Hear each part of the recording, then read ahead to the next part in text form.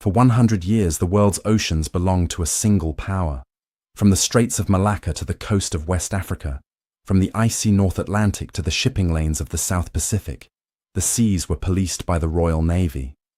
This was the era of the Pax Britannica, the British peace, a century of global order enforced by the cannon of a British warship.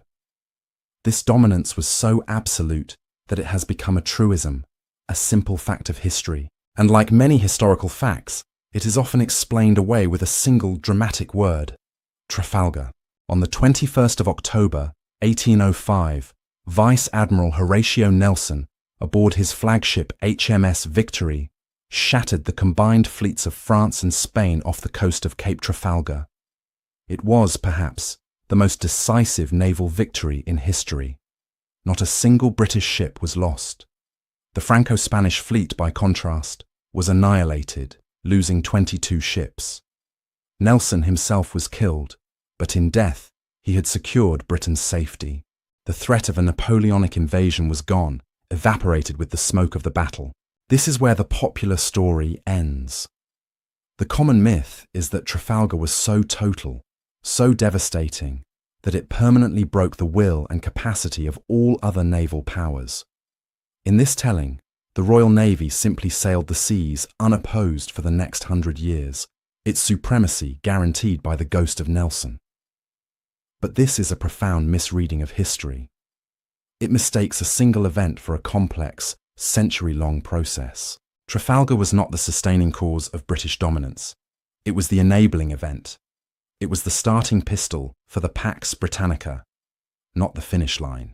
The victory at Trafalgar did not end naval competition. The French, in fact, would launch more ships in 1813 than they had in 1780. The United States would prove a formidable, if regional, naval foe in 1812. The empires of Russia and later Germany, Japan, and America would all rise to challenge the seas. Trafalgar bought Britain breathing room, but it did not guarantee a century of mastery. So, what did? If it was not this single heroic battle, how did a relatively small island nation, perched on the edge of Europe, manage to project its power across the entire globe and hold the world's oceans in its grip until the outbreak of the First World War in 1914? The answer is not a single battle. It is a system, a vast, complex, and interlocking machine of industrial might, financial muscle, logistical genius, and ruthless doctrine. The true sources of this power were not just found in the broadsides of a ship of the line. They were found in the coal pits of Wales, the foundries of Manchester, and the counting houses of the City of London. They were built into the very design of fortified coaling stations in places most Britons had never heard of, from Aden to Singapore. This dominance was driven by an industrial engine that no rival could match, a global logistics network that turned the entire planet into a home port, and a bottomless reserve of the world's most experienced sailors. And it was all guided by a core doctrine, cemented at Trafalgar, that prized one thing above all: not just victory, but total, annihilating aggression. This is the real story of how the seas were won. To understand the Royal Navy's dominance, one must first look not to the sea, but to the land. Specifically, to the coal-choked skies of the Midlands, the roaring furnaces of the Black Country, and the clanging shipyards of the Clyde and the Tyne. Britain's naval supremacy was a direct, floating expression of its industrial supremacy. It was the first nation to industrialize, and for much of the 19th century, it was, quite simply, the forge of the world. While Napoleon was fighting wars with cannons and tactics that would have been recognizable to Frederick the Great, Britain was undergoing a revolution that would change the very nature of human power. By 1850, this tiny island was producing 2/3 of the world's coal and more than half of its iron.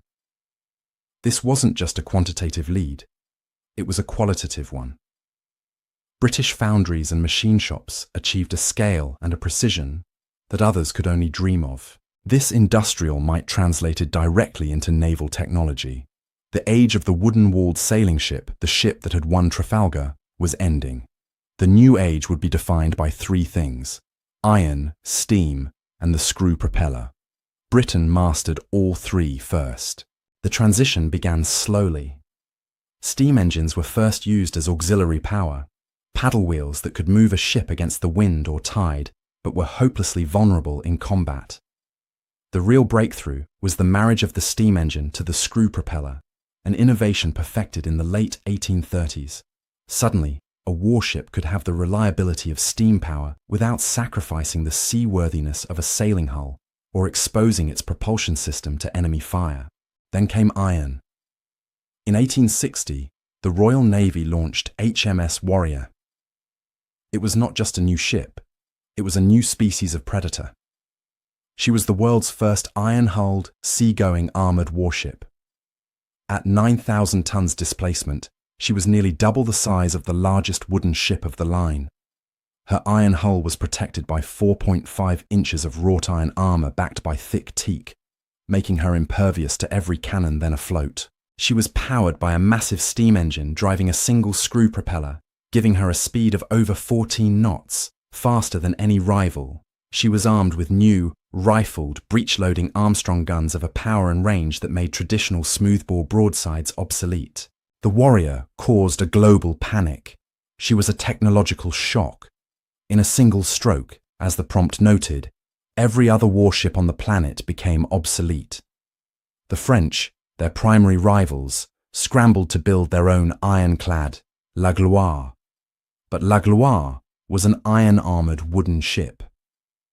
Warrior was iron through and through, a product of a mature iron industry that could roll plates and forge structures on a scale France could not yet imagine.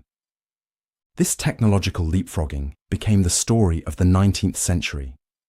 As other nations struggled to build their first ironclads, Britain was already perfecting compound steam engines for greater fuel efficiency. As others perfected iron, Britain moved to steel. As rivals copied the Armstrong gun, Britain developed even larger, more powerful muzzle loaders, and then, finally, perfected the next generation of quick-firing breech loaders. This relentless innovation was funded by the other pillar of British power, its economy. Britain was not just an industrial power, it was the world's banker. The City of London was the global centre of finance, and the British government could borrow vast sums of money at interest rates far lower than any competitor. This financial muscle allowed Britain to adopt a staggering formal policy, the two-power standard, codified in the Naval Defence Act of 1889. This law stipulated that the Royal Navy must be as large and powerful as the next two largest navies combined. Think of what that meant. Britain was publicly committing to outbuild any two-nation alliance. If France and Russia built 10 battleships, Britain would build 10. If they built 12, Britain would build 12. It was a blank check, a declaration that Britain would use its bottomless financial and industrial reserves to maintain its supremacy, no matter the cost. It was a game of economic attrition that no other nation could win. This industrial and financial engine produced the finest, most numerous, and most advanced warships in the world. But these new ships of iron and steam had a voracious, insatiable appetite. They did not run on wind, they ran on coal. And to dominate the globe, they would need to refuel. The new ships of the Victorian Royal Navy were technological marvels. They were the fastest, most powerful, and most resilient fighting machines on Earth. But they had a fatal, structural weakness. They were tethered to a new, non-negotiable logistical supply line. An old ship of the line, like Nelson's Victory, was a masterpiece of self-sufficiency. It ran on wind, a free and globally available resource. It carried months' worth of food and water. Its operational range was limited only by the endurance of its crew. The new ironclad, by contrast, was a glutton. Its furnaces devoured mountains of coal, and its high-performance engines required constant maintenance and fresh water. An ironclad at full steam might empty its coal bunkers in a matter of days. This created a new strategic problem. A steam-powered navy was useless if it could not refuel. To be a truly global, blue-water navy, a nation needed more than just ships. It needed a global network of bases. It needed coaling stations. And in this, Britain had an advantage so profound it was almost impossible for any rival to overcome. Its dominance was not just in its fleet, but in its footprint. The British Empire, by the mid-19th century, had acquired a string of pearls, an unrivaled chain of fortified ports and harbours that encircled the globe, controlling every major maritime choke point. The Royal Navy was the only navy on Earth that could steam anywhere and find a friendly, fortified, well-stocked home port waiting for it. The system was the true enabler of the Pax Britannica. Let us trace this network. The highway to the empire, the route to India, was the Mediterranean. The Royal Navy controlled its entrance with the Rock of Gibraltar. It controlled the central Mediterranean narrows with the heavily fortified harbour of Malta. And after 1882, it controlled the Suez Canal itself from Egypt. Once a ship passed through the new Suez Canal, it entered the Red Sea, where it would refuel at Aden. Known as the coal hole of the East, Aden was a barren volcanic rock, but it was one of the most strategically important pieces of land on the planet. It was the vital link to the Indian Ocean. From there, a ship could steam to Puri, Bombay, or Trincomalee in Ceylon. To project power further east into the Pacific, a ship had to pass through the Strait of Malacca. This gateway was controlled by Singapore, a swampy island transformed by the British into one of the world's great ports, the Gibraltar of the East. From Singapore, the Navy could project power north to its base in Hong Kong, the linchpin of its access to the vast markets and internal turmoil of China. This was just the main artery. The system was global. Halifax. In Nova Scotia controlled the Great Circle route of the North Atlantic. Bermuda served as a mid-ocean bastion. The Falkland Islands controlled the stormy passage around Cape Horn. Simonstown, near the Cape of Good Hope in South Africa, controlled the older route to India. This network meant that a British admiral could move a fleet from the English Channel to the South China Sea at high speed, refueling at secure British-owned stations all along the way. These were not mere anchorages. They were massive fortified bases with deep water harbours, dry docks for major repairs, stockpiles of ammunition, fresh water, and most importantly, mountains of the world's best smokeless Welsh steam coal. Now, consider the plight of a rival. A French squadron sailing for Indochina or a Russian fleet steaming from the Baltic to the Pacific was on a perilous voyage. It was an expedition, not a deployment. Every ton of coal had to be carried with it, or purchased at exorbitant prices from neutral, often British-controlled merchants. Every breakdown was a potential disaster. They were operating at the end of a long, fragile tether. The Royal Navy, by contrast, had no tether. The entire ocean was its home. This logistical dominance allowed the Navy to fulfill its primary peacetime role, which was not to fight great battles, but to ensure that great battles were unnecessary. It was the global police force of the Pax Britannica. The global network of coaling stations and fortified ports was the infrastructure of the Pax Britannica. It allowed the Royal Navy to act as the world's police force, showing the flag in distant harbours, suppressing piracy, interdicting the slave trade, and using the mere threat of its guns, a practice known as gunboat diplomacy, to open markets and enforce treaties. For most of the 100-year peace, this was the Navy's primary function. It was a constabulary force, projecting an aura of inevitable power. But what happened when that aura was challenged? What happened when diplomacy failed and a rival fleet actually put to sea? In that moment, the Royal Navy's doctrine shifted instantly and totally from policing to annihilation. The Navy's peacetime role was to prevent war, but its wartime doctrine was to wage it with a ferocity and decisiveness that was unique among the world's navies. This was the Nelson touch. To understand how revolutionary this was, we must first look at what it replaced. For most of the 18th century, naval combat was a rigid, formal, and often inconclusive affair. The fighting instructions issued by the Admiralty mandated that a fleet engage the enemy in a perfect line of battle. This meant two parallel lines of ships sailing past each other, exchanging broadsides at a distance. The goal was to maintain the integrity of your own line at all costs. An admiral could be court-martialed, and even, in the case of Admiral Byng, executed for breaking the line or failing to properly form it. The result of this stifling orthodoxy was a series of indecisive duels. Fleets would hammer each other for an afternoon, suffer damage to their masts and rigging, and then disengage to repair. Victory was often defined as simply not having lost. The goal was tactical, not strategic. It was about controlling a patch of sea, not destroying the enemy's capacity to make war. Horatio Nelson saw this for the madness it was. He was an officer of supreme, almost fanatical aggression. He understood that a ship was a weapon, and a fleet was an instrument to be used, not preserved. He believed in one thing: the decisive, annihilating battle that would remove the enemy from the board. The Nelson touch was his term for this doctrine, which he famously articulated in his memorandum to his captains just before Trafalgar. The plan was the antithesis of the formal line.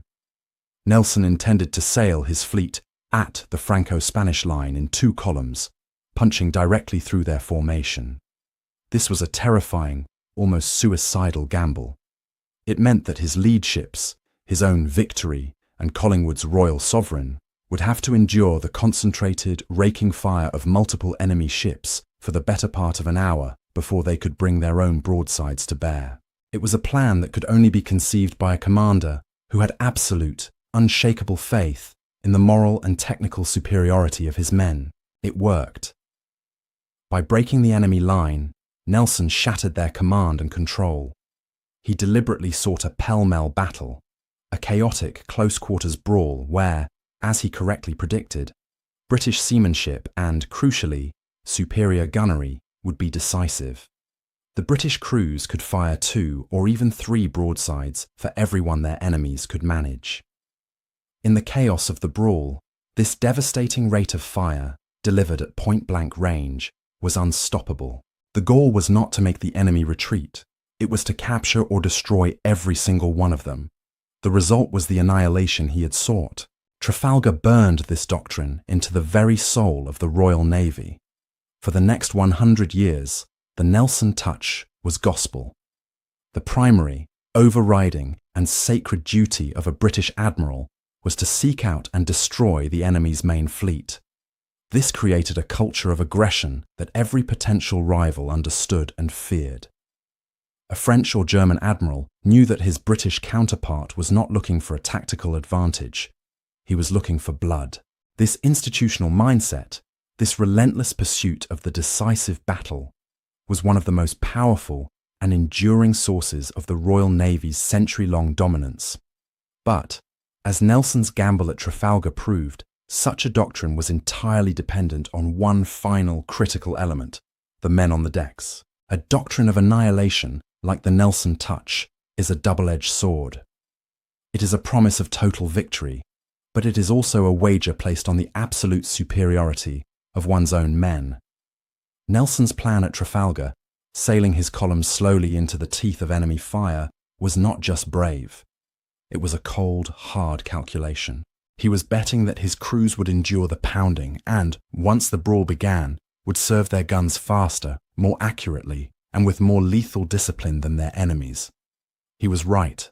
That superiority, the human element, was the fourth and final pillar of the Royal Navy's dominance, and like the others, it was a product of a unique national system. The popular image of how the Royal Navy was manned is one of brutality and coercion. The press gang. We picture gangs of thugs roaming the dockside alleys of Portsmouth and Bristol, kidnapping drunken landsmen and hauling them aboard a ship where they were kept in line by the lash. This certainly happened. Impressment was a legal, if brutal, tool used to man the fleet in wartime. But it is not the whole story, or even the most important part of it. The Royal Navy's true, unassailable advantage in manpower came from the same source as its economic power: its massive, world-spanning merchant marine. For every blue jacket in the Royal Navy, there were dozens of hard-bitten professional sailors in the merchant service. Britain's nation of shopkeepers was, more accurately, a nation of shippers. Its merchant fleet was the largest in the world, carrying British goods and the goods of other nations on every ocean. This created a vast, deep reserve of what the Navy craved most: prime seamen.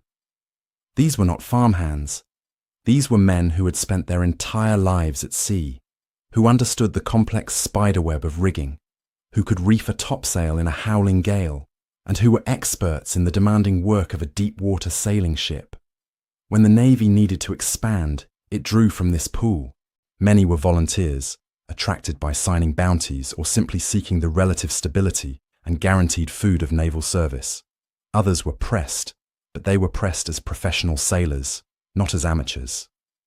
The press gangs were legally empowered to take any experienced seaman, and their prime hunting ground was often not the shore, but inbound merchant ships whose crews they would systematically strip for naval service. This gave the Royal Navy a core of experienced professionals that no rival could match. The French Navy, by contrast, relied on a class system, a national registry of maritime workers who were required to serve, but who spent much of their time ashore. This leads to the second critical difference. The Royal Navy was perpetually at sea. The French fleet and other continental navies often spent long periods in ordinary, laid up in their home ports like Toulon or Brest. Their crews would be ashore, their skills rusting. The Royal Navy, particularly during the Napoleonic Wars, was engaged in the grueling, relentless, and constant duty of blockade. For years on end, British ships of the line would hold their station off the coast of France in all weather, mastering the arts of seamanship and gunnery through mind-numbing daily repetition. They drilled constantly. They fired their great guns in rolling seas. They became, as a result, the most practiced, most professional naval force on Earth. This constant sea time created an institutional culture of experience. When the battle came, the British crew was not just braver, it was faster.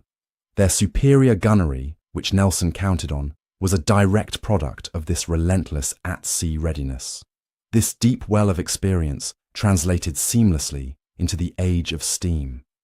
As Britain's merchant marine adopted steam, it also created a new generation of mechanics, stokers, and engineers. When the Royal Navy needed men who understood a compound steam engine or a high-pressure boiler, it found them once again in the vast reserve of the British maritime workforce. This unrivaled pool of talent was the engine's oil, the human capital that made the entire system of industrial might, global logistics, and aggressive doctrine function as a single dominant force. With the fall of Napoleon in 1815, the world changed. The great existential threat to Britain was gone. The French Navy, though still potent, was no longer a strategic rival bent on invasion. For the first time in over a century, the Royal Navy was not consumed by the singular task of blockading and fighting a peer competitor. This is the moment the Pax Britannica truly begins. The system of dominance, industrial, logistical, doctrinal, and human, was now fully assembled. The question for the next 100 years was how to use it. The answer was that the Royal Navy's role shifted from that of a wartime brawler to a global constabulary. It became the world's policeman, enforcing a British-defined maritime order on every ocean. This mission had three main branches. The first, and most grueling, was the suppression of the slave trade. Having abolished the trade in its own empire, Britain, in an act of extraordinary moral projection, took it upon itself to end it globally. This was not a popular or economically profitable mission. It was a decades-long, thankless, and deadly crusade. The West Africa Squadron, in particular, patrolled thousands of miles of fever-ridden coastline, interdicting slave ships from Portugal, Spain, and America. It was a brutal, close-quarters job that required boarding ships, fighting on deck, and navigating treacherous, uncharted waters, all while suffering catastrophic losses to malaria and yellow fever. It was a clear, unambiguous projection of British maritime power. enforcing its will on the high seas. The second role was the suppression of piracy. The Pax Britannica was built on the principle of free trade, and piracy was a direct threat to that system. The Royal Navy ruthlessly hunted pirates wherever they were found. The most famous early example was the bombardment of Algiers in 1816. Lord Exmouth, leading an Anglo-Dutch fleet, sailed into the harbour of the Barbary state and systematically destroyed its pirate fleet and coastal defences, forcing the Dey of Algiers to free thousands of European slaves. This action effectively ended the centuries-old threat of the Barbary pirates. Similar policing actions were carried out in the South China Sea and the Malacca Straits, making the sea lanes safe for all commerce, not just British ships.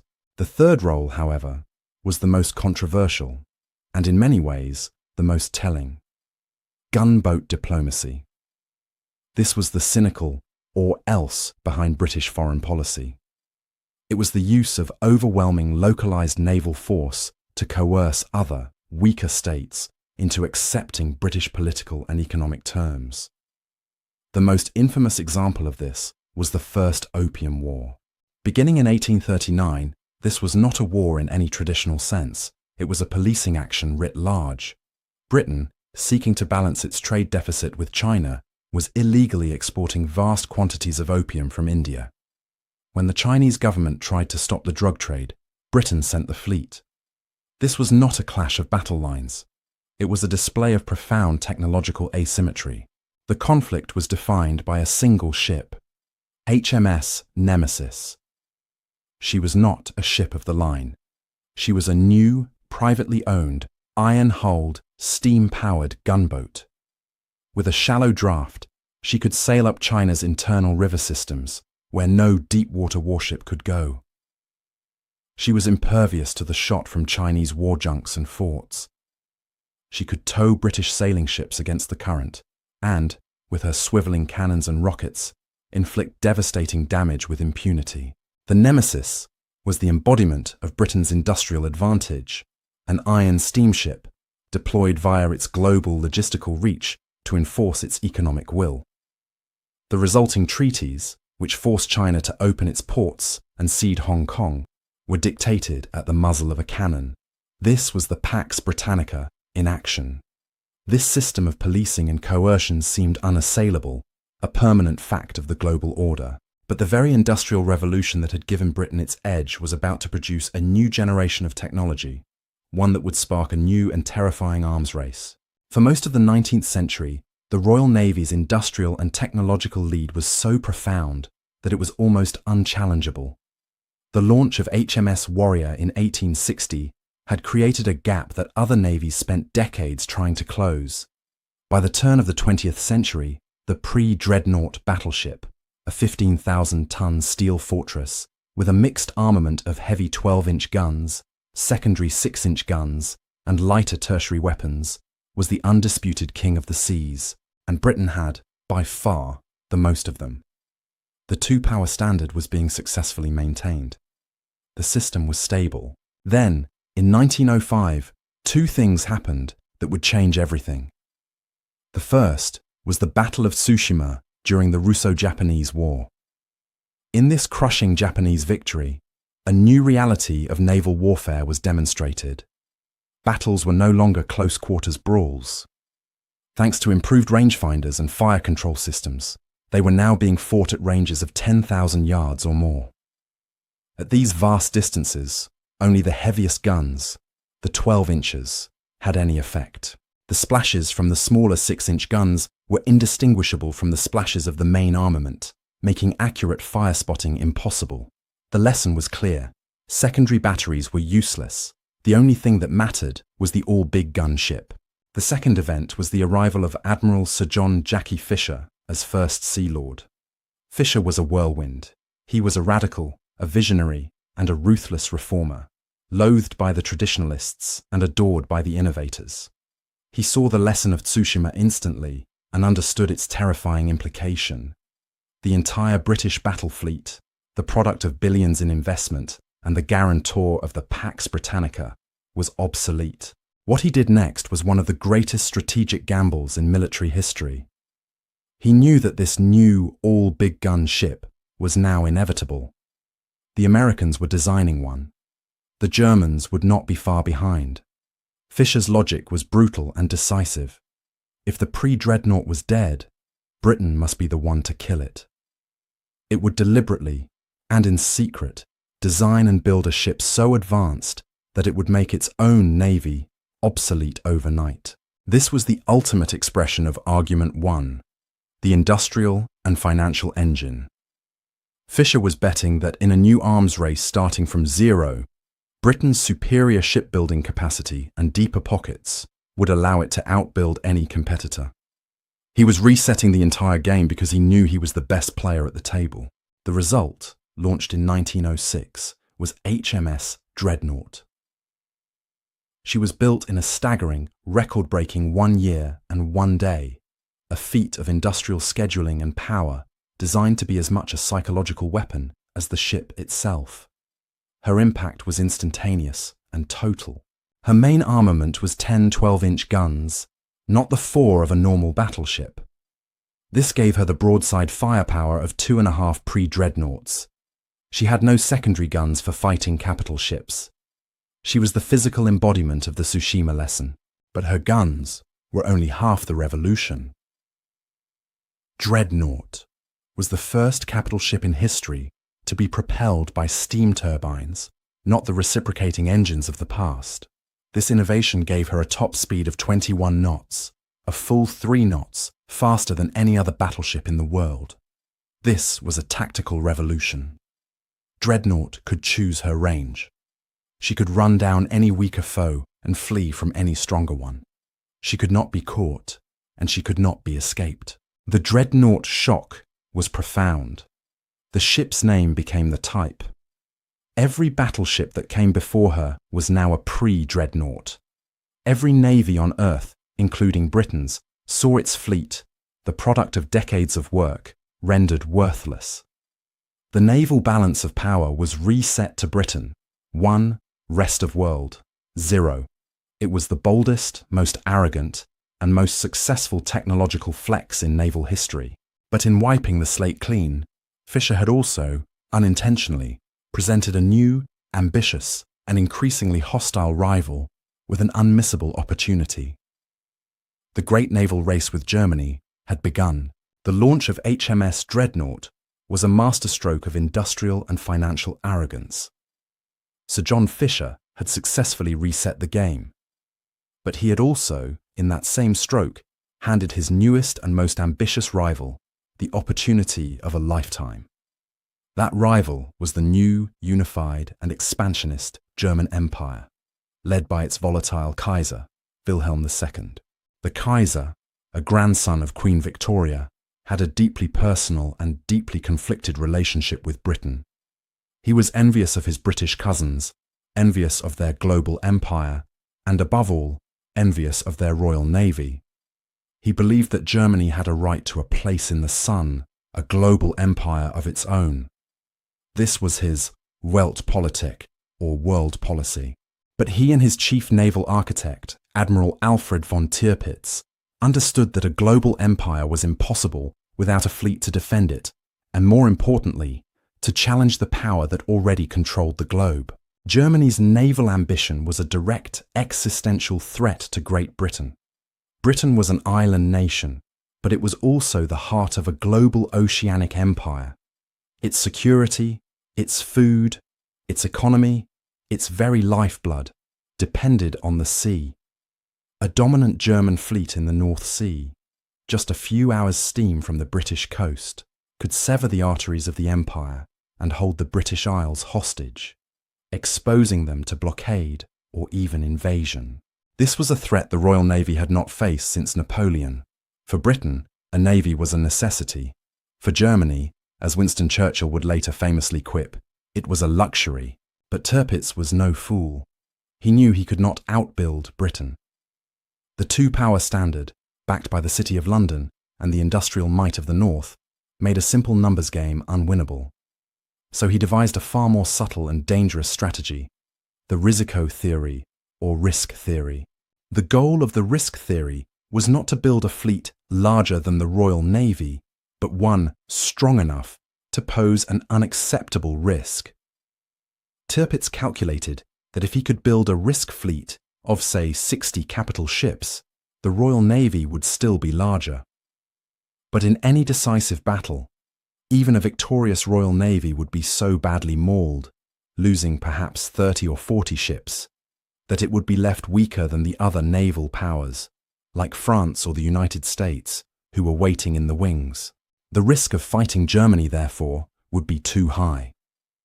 The British, Tirpitz theorized, would be forced to back down in any geopolitical crisis, ceding Germany its place in the sun without a shot being fired.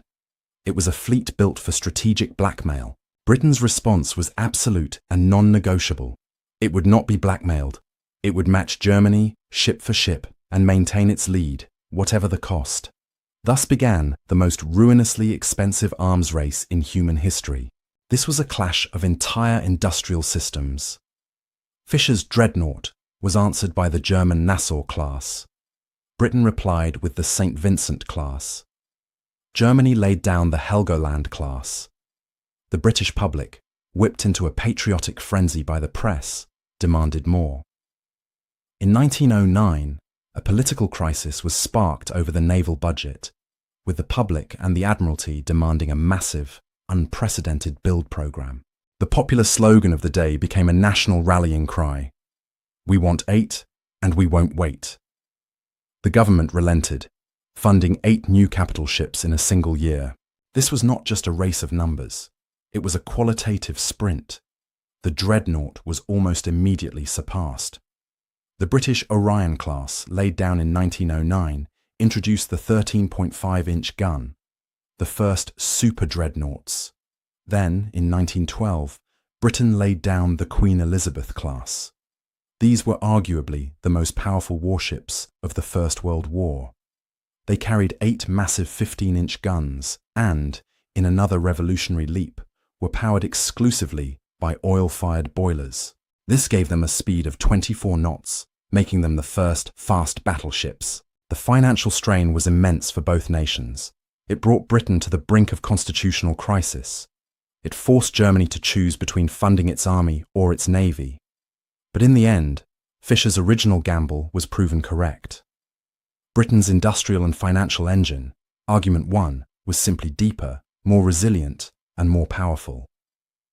By August 1914, when the lights finally went out over Europe, the race was over and Britain had won. The Royal Navy's Grand Fleet deployed with 20 dreadnoughts and 9 battlecruisers. The German High Seas Fleet mustered 13 dreadnoughts and 5 battlecruisers. The Pax Britannica was over. The great test of the system was at hand. When war was declared in August 1914, the world tensed, bracing for an immediate, cataclysmic clash of the titans. The public, raised on the gospel of Nelson and the drama of the naval race, expected a new Trafalgar within days or weeks. They envisioned the 2 greatest industrial fleets ever assembled, the British Grand Fleet and the German High Seas Fleet, steaming toward each other for a single, apocalyptic battle that would decide the fate of the world. They were to be disappointed. The German fleet, acutely aware of its numerical inferiority, did not come out, and the British, holding the strategic advantage, had no need to go in and get them. Instead, the Royal Navy, under the command of Admiral John Jellicoe, reverted to its oldest, most patient, and most devastatingly effective strategic weapon, the blockade. This was not the close, inshore blockade of Nelson's day, where frigates and ships of the line risked shoals and shore batteries to hover just off the enemy's ports. The advent of the naval mine, the torpedo, and the submarine had made that tactic suicidal. This was a new kind of blockade, a distant blockade. The Grand Fleet was based far away, in the remote, forbidding anchorage of Scapa Flow in the Orkney Islands, at the very top of Scotland. From this strategic position, Jellicoe's ships, along with the Dover Patrol in the English Channel, simply corked the bottle of the North Sea. They controlled the only 2 exits to the wider world, the narrow gap of the English Channel and the vast, stormy expanse of the Giauca Gap, the waters between Greenland, Iceland, and the UK. This was the Royal Navy's primary and ultimately decisive role in the First World War. It was not glorious, it was not heroic. It was a slow, grinding, and utterly relentless strangulation of the entire German state. Every day, every week, every month, the ships of the 10th Cruiser Squadron would patrol the bitter, heaving seas of the North Atlantic, intercepting thousands of merchant vessels. They were looking for contraband, not just weapons, but anything and everything that could fuel a modern war economy. At first, the rules of blockade were restrictive, limited by international law to war material. But Britain, fighting for its life, quickly and unilaterally rewrote the rules. The definition of contraband was expanded to include food. It was expanded to include cotton, which was essential for making propellants. It was expanded to include the nitrates, chemicals, and ores needed to make steel and explosives. Neutral ships, like those from America, were escorted into British ports, their cargoes inspected, and if deemed useful to the German war effort, seized. The effect on Germany was not immediate, but it was cumulative and catastrophic. Germany was an industrial power, but it was not self-sufficient. It was, like Britain, dependent on global trade for its raw materials and a significant portion of its food. The blockade cut this artery. By 1916, the German war machine was sputtering. There was a critical shortage of rubber, textiles, and non-ferrous metals. The civilian population was starving. The infamous turnip winter of 1916-1917, a direct result of the blockade combined with a poor harvest, saw the German people reduced to eating root vegetables as their primary source of nutrition. Malnutrition became rampant. The social fabric of the country began to tear apart. This was the true, silent victory of the Royal Navy. The High Seas Fleet, sitting in its bases at Wilhelmshaven and Kiel, was rendered impotent. It was a fleet in being, a powerful piece on the chessboard that could not be ignored, but it was a fleet that was strategically irrelevant so long as it remained in port. It was, in effect, a prisoner, caged by the unseen, over-the-horizon power of the Grand Fleet. This unbearable pressure is what finally, desperately, forced the Germans' hand. They had to break the blockade. Their first attempt was to use their own blockade weapon, the U-boat, to starve Britain in return. This campaign of unrestricted submarine warfare would have profound, world-changing consequences. Their second attempt was to try, just once, to lure the Grand Fleet into a trap, to whittle it down, and to win that one decisive battle they needed to change the course of the war. This would lead to the only full-scale clash of dreadnoughts in history. The new Trafalgar, so long awaited, was finally at hand. On the 31st of May, 1916, the German fleet, under the command of Admiral Reinhard Scheer, put to sea. Scheer's plan was a direct response to the strangling blockade. He was not, however, seeking a Nelsonian brawl with the entire Grand Fleet. He knew he would lose. His plan was a trap, an echo of Tirpitz's risk theory in miniature. He would use Admiral Hipper's fast, scouting force of battlecruisers as bait, luring out the British battlecruiser fleet under the command of the dashing and aggressive Sir David Beatty. Once Beatty was engaged, Scheer would fall upon him with the entire German high seas fleet, which was steaming just over the horizon. He would annihilate a portion of the British fleet, even the odds, and perhaps, just perhaps, shock Britain into negotiating an end to the blockade. The plan almost worked. Beatty, based at Rosyth, took the bait. He steamed out, located Hipper's squadron, and, true to his aggressive Nelson touch instincts, charged headlong into battle. But in this run to the south, the British were in for a rude, terrible shock. German gunnery was superb. Their ships, which had prioritized armor and watertight integrity over speed and gun caliber, proved far more resilient, and British ammunition handling practices were dangerously lax. The result was catastrophic for the British. In less than an hour, HMS Indefatigable was hit. Her magazine flashed, and she exploded, vanishing with her entire crew of over 1,000 men. A short time later, HMS Queen Mary suffered the same fate. Beatty, watching 2 of his capital ships disintegrate, made his famously dry, grim remark, "There seems to be something wrong with our bloody ships today." Just as his squadron was absorbing this punishment, Beatty's scouts spotted the ghostly silhouettes of Scheer's entire main fleet on the horizon. The trap was sprung. Beatty was massively outnumbered and outgunned. He did the only thing he could. He turned his fleet 180 degrees and fled north, with the entire high seas fleet in hot pursuit. But now, the roles were reversed. Beatty was no longer the hunter, he was the bait, and he was luring the pursuing Germans straight into the jaws of the one man Scheer did not want to fight, Admiral Jellicoe, who was steaming south with the 24 dreadnoughts of the British Grand Fleet. This was the critical moment of the Battle of Jutland. It was late in the afternoon, the light was failing, and the North Sea was covered in mist and funnel smoke. Jellicoe, cruising in 6 parallel columns of 4 ships each, had to make the single most complex and important decision of the war. He had to deploy his fleet into a single battle line. If he turned to port, he might be too far away. If he turned to starboard, he might get too close and have his own line capped by the Germans, with only frantic, and at times contradictory, signals from Beatty. Jellicoe had to guess the exact position of an enemy he could not see.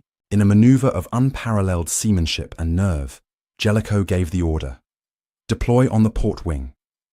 The 24 dreadnoughts turned, one after another, like a perfectly closing gate. Scheer, charging through the mist, suddenly found himself in the worst possible position in naval warfare.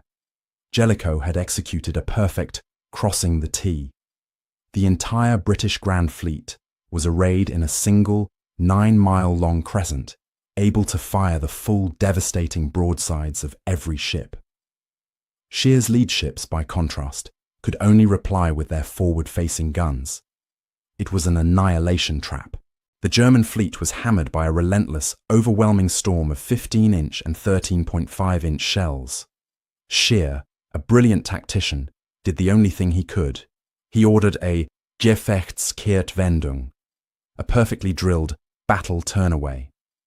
In unison, his entire fleet turned 180 degrees and fled back into the mist.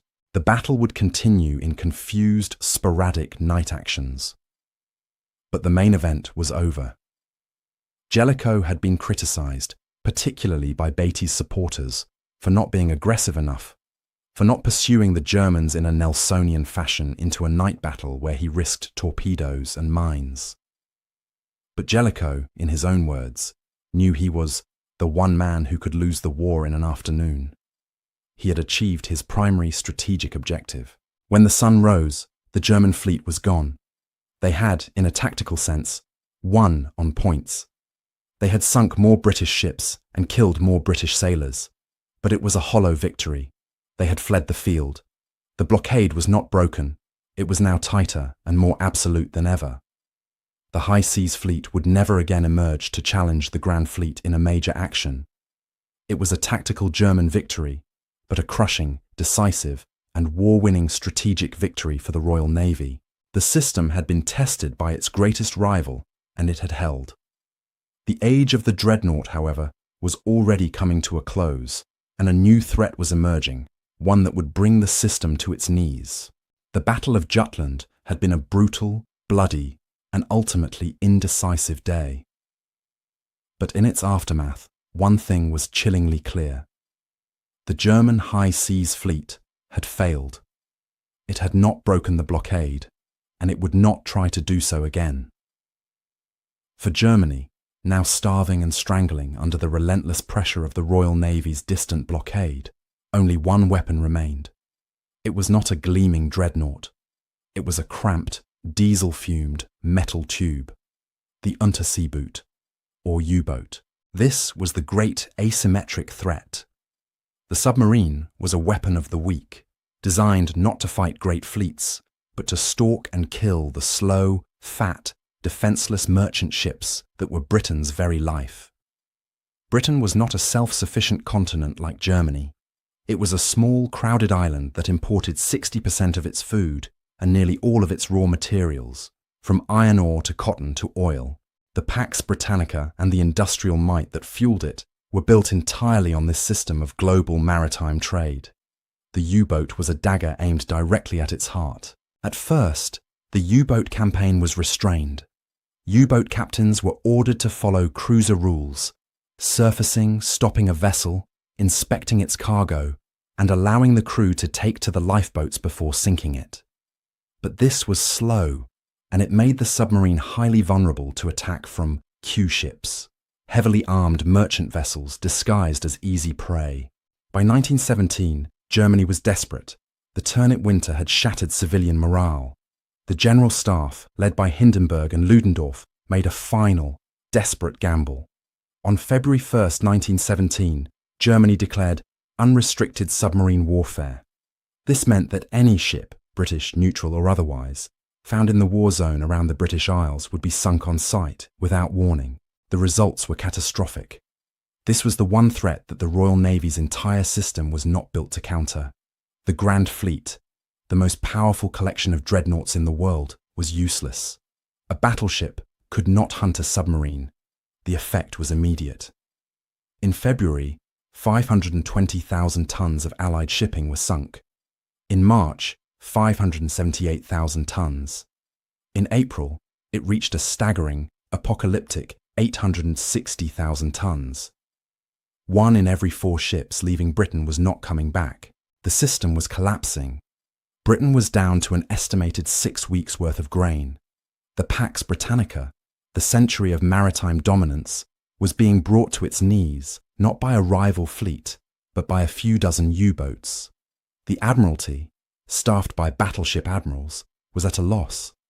They argued for offensive patrols, sending destroyers and sloops to hunt for U-boats in the vastness of the ocean, a tactic that was akin to finding a needle in a continent-sized haystack.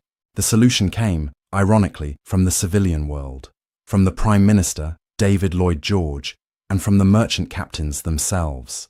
They championed an old, seemingly obsolete idea that the Admiralty had rejected as defensive and a waste of resources: the convoy. The Admiralty's logic was that clustering ships together would simply create a larger, easier target for the U-boats. The proponents of the convoy made a brilliant counter-argument. The ocean was vast. The problem was not hitting a ship. The problem was finding it. A single large convoy of 30 ships, escorted by a handful of destroyers, was far harder to find in the empty expanse of the Atlantic than 30 ships sailing individually. And if a U-boat did find the convoy, it would no longer be a wolf among sheep. It would be a wolf hunted by sheepdogs. In May 1917, under immense political pressure, the first convoys were tried. The effect was immediate and decisive. Shipping losses plummeted. Of the 26,000 ships convoyed in 1917, less than 150 were lost. The convoy system was an unqualified war-winning success. It broke the U-boat menace. But Germany's gamble had a second, fatal consequence. By sinking neutral American ships, it had provided the final, unforgivable casus belli for the United States. In April 1917, just as the U-boat crisis was at its peak, America declared war, bringing its vast industrial might and, crucially, its fresh growing navy into the fight. The Royal Navy had survived. It had defeated the surface fleet and the submarine. It had won the war. But the cost of that victory was the end of its 100-year supremacy. In November 1918, a strange and melancholy procession steamed into the Royal Navy's anchorage at Scapa Flow. It was the entire German high seas fleet, the dreadnoughts and battlecruisers that had been the terror of the North Sea, surrendering without a final battle. It was the most total and bloodless naval capitulation in history. On the surface, this was the ultimate triumph of the Pax Britannica. The German rival, the product of the great naval race, was defeated. The blockade had worked. The submarine had been mastered. The Royal Navy, having successfully transported millions of men and tons of material, and having held the world's oceans secure for 4 years of total war, stood in 1919 as, seemingly, the most powerful naval force the world had ever seen. But this victory was a ruinous illusion. The Pax Britannica was dead. The 100-year dominance, which had begun in 1805, had, in fact, been shattered by the very war it had just won. The system that had sustained it was broken, and the world it had policed was gone forever. The first and most obvious cause was the one Britain had always feared: the rise of new rivals. But the rival that finally ended British supremacy was not the enemy Germany. It was its own ally, the United States. The war had fundamentally and permanently altered the global balance of power. Britain had entered the war as the world's banker and its greatest creditor. It emerged in 1919 as its greatest debtor, and its primary creditor was the United States. The financial and industrial engine that had launched HMS Dreadnought and sustained the two-power standard was choked on debt. The United States, by contrast, emerged from the war as the undisputed industrial and financial colossus of the world. And it too had naval ambitions. President Woodrow Wilson, determined to have a navy second to none to enforce his new world order, had authorized a massive 1916 naval building program. Unlike Britain's, this program was not cancelled at the armistice. America was now building a fleet explicitly designed to equal or surpass the Royal Navy. Across the globe, another ally, Japan, had also risen. It had used the war to expand its influence, seizing German possessions in the Pacific and China. It too was building a powerful modern dreadnought fleet. The Royal Navy was now faced with an unwinnable three-way global arms race against America and Japan. The British economy, bled white by 4 years of war, could not possibly sustain it. The two-power standard was a fantasy. A one-power standard was now an economic impossibility. The second killer was the very technology the war had unleashed. The U-boat crisis of 1917 had been a terrifying glimpse of the future. It had proven that the dreadnought, the very symbol of British power, was vulnerable.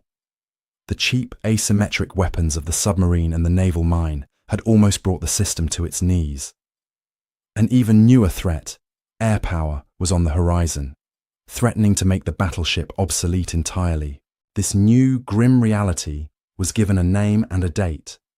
In 1922, the world's naval powers met for the Washington Naval Treaty. This treaty was, for the Royal Navy, a public abdication. It was the formal, signed admission that its century of sole, undisputed mastery was over. The treaty set a new global ratio for battleship tonnage. The numbers were 55.3. The 5/5 represented the new balance of power between Great Britain and the United States. In a single signature, Britain voluntarily surrendered its 100-year-old supremacy and formally accepted parity with the American fleet. The 3 was for Japan, officially recognizing it as the dominant power in the Pacific. The 100-year dominance did not end in a glorious new Trafalgar. It ended with a pen stroke in a conference room. It was brought to a close not by a decisive battle, but by a balance sheet. The complex integrated system of industry, logistics, doctrine, and manpower that had given Britain the globe for a century was, in the end, a casualty of its own victory. The Pax Britannica was over, and the sceptre of sea power had passed, permanently, into new hands. Thanks for watching. If you found this story fascinating, please hit the like button, subscribe for more, and share your thoughts in the comments.